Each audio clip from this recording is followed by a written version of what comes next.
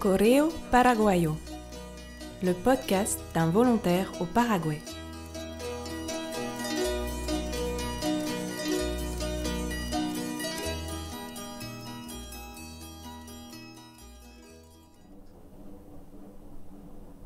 Mes chers parents, je vous écris depuis le sanctuaire de la bienheureuse Chiquitunga à Asunción.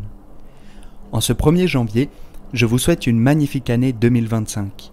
Qu'elle soit remplie de bons moments partagés entre vous et la famille, de santé et de courage dans les épreuves. Et hier, à minuit moins 5, j'ai eu la larme à l'œil en entendant depuis l'enceinte d'une maison voisine la traditionnelle chanson « Faltan 5 para las 12, el año va a terminar. Yo voy corriendo a mi casa a abrazar a mi mamá. » Il est minuit moins 5, l'année est sur le point de s'achever. Je cours à la maison pour embrasser ma maman. J'aurais aimé te serrer dans mes bras, ma petite maman. Bien sûr, toi aussi, papa. Je m'attendais à ce que la distance me fasse réaliser combien mes proches me sont chers. Eh bien, c'est le cas.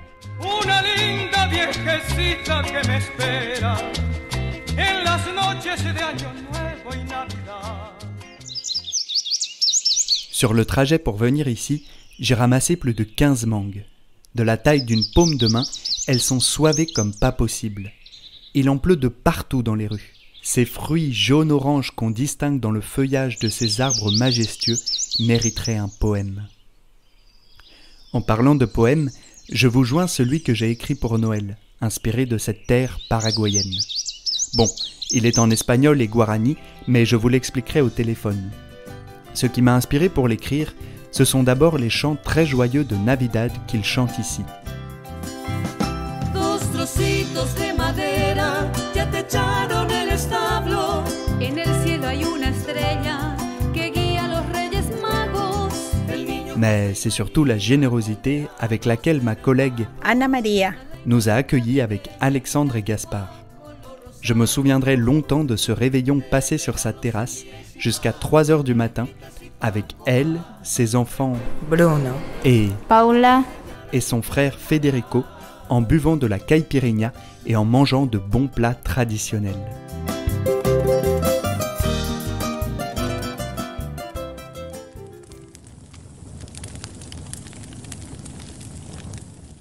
Le soir de Noël, sur la suggestion du Pai Luna, j'ai brûlé le livret dans lequel j'avais inscrit toutes les intentions que l'on m'avait confiées lors de mon pèlerinage à Caacupé.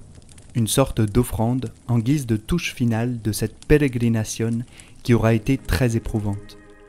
À cette occasion, je me suis rendu compte à quel point les Paraguayens sont fous, dans le bon sens du terme. En effet, voir des dizaines de milliers de personnes marcher à 2 heures du matin sous une pluie battante, certains pieds nus ou en tongs, d'autres avec des poussettes, d'autres encore avec leurs canettes de cerveza à la main, cette expérience aura été fuertissima. Si aussi chaque personne allait arriver. Leur foi et leur détermination pour cumplir sus promesas a Tupac Caacupé, traduction la mère de Dieu de Caacupé, m'ont beaucoup touché. Bref, c'était beau, mais bon Dieu ce que c'était dur.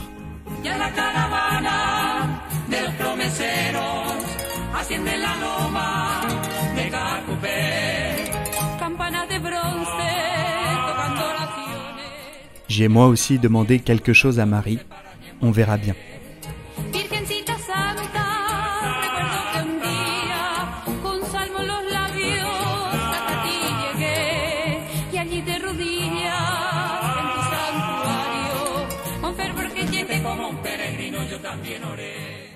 Il y a quelques jours, lorsque j'ai relu ma 27e année de vie le jour de mon anniversaire, j'ai noté quelques moments inoubliables. Or, nombre d'entre eux provenaient de ce voyage avec les sœurs et le bro au Paraguay. Gocemos la vida, olvídate de lo malo, deja en el pasado. Gocemos la vida, celebra cada paso, que el tiempo es limitado.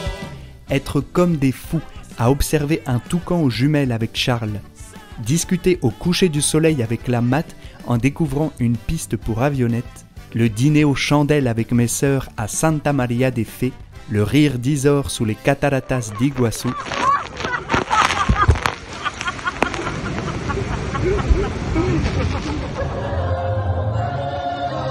ou encore le concert de Noël surprise pour notre dernière soirée. Que de grâce! Vous deviez être contents de nous voir profiter tous les 4.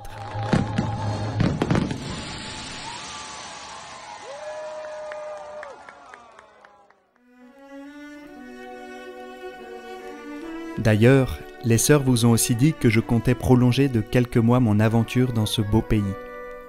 En effet, premièrement, il y a encore des choses importantes à réaliser à la radio, notamment le développement du nouveau site internet qui me donne du fil à retordre. Mais surtout, car je me plais bien ici. Or, je sais que même si je vous manque, vous êtes heureux de me voir heureux. Bon, je m'arrête là car l'orage commence à arriver. Surtout, prenez bien soin de vous et embrassez très fort Mythe et toute la famille de ma part. Je vous porte bien dans mon cœur partout où je vais et je nous confie au bon Dieu. D'ailleurs, il y a un verset biblique qui me convainc que même si la distance nous sépare, nous sommes bien unis. El amor no pasará nunca. L'amour ne passera jamais. Je vous quitte là-dessus. Je vous aime. Votre petit dernier, Paraoué en guarani, le Guigui.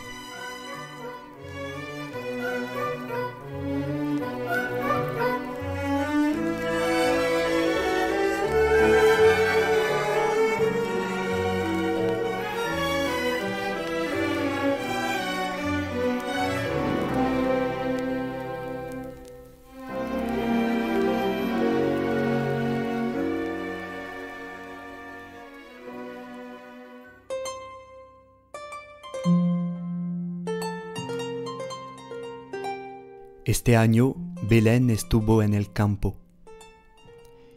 Una noche fresca, bajo el cielo estrellado del hemisferio sur, estaba durmiendo un grupo de pastores con sus animales.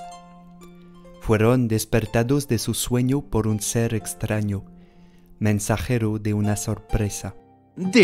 Dijo uno. Yaca tú. Siguen al jaguar que parece haber captado un olor.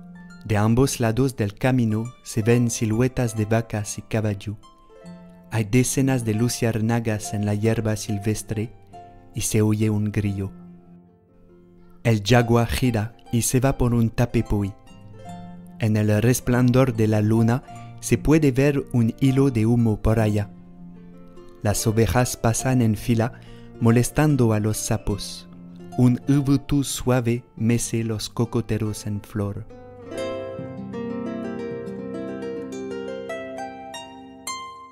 Al final del camino hay un pequeño granero, tenuemente iluminado por un fueguito en el que un hombre está calentando algo. Dan palmas. Permiso. Dicen. Adelante, Shangirucuera. Responde el Quimbay. El grupo descubrió entonces a una mujer inclinada hacia un bebé, dormitando sobre un montoncito de paja. Y por ahí Suspiró una pastora al ver la carita. ¿Va ella paijera? Irera Jesús Emanuel, dice la mamá. Se oye un silencio divino. ¿Podemos quedarnos un rato? Pregunta una niña. ¿Cómo que no? Claro que sí. Responde el hombre. Ahuereco Shipa, Epotapa, dijo uno de los pastores. con mucho gusto, llevaré a... Se ríe la madre. José está preparando un rico mate dulce.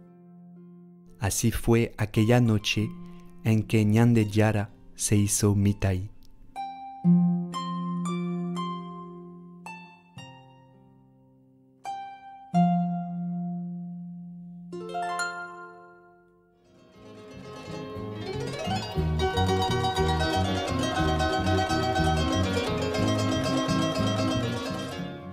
Si vous aimez ces lettres sonores de Guillaume, volontaire au pays du Tereré, n'hésitez pas à les partager autour de vous.